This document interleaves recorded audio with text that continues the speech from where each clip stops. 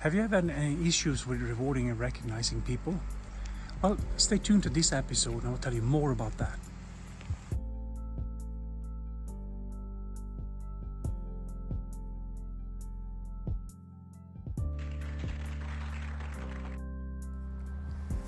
This is a time of celebrations, and that makes me think about how often we celebrate in businesses and kind of miss the target a little bit.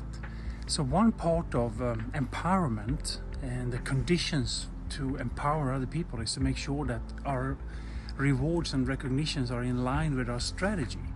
So let me give you a short story about that. Let's say you have two production lines.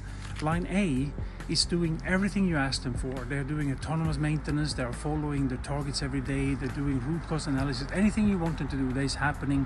They're also delivering in a very good way and also meeting the target constantly. Line B, they do not do what you asked them to do.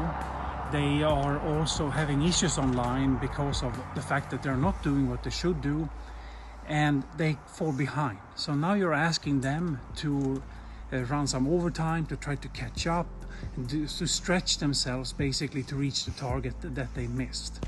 So they work overtime during the weekend, maybe a couple of weekends, etc., which means that they're going to get a little bit of overtime pay because what they do. But also, now the question is, when they're done and you have caught up, will you celebrate and thank them for the work they've done to catch up and give them maybe a cake as a thanks for pulling extra hard to meet the targets? Think about that.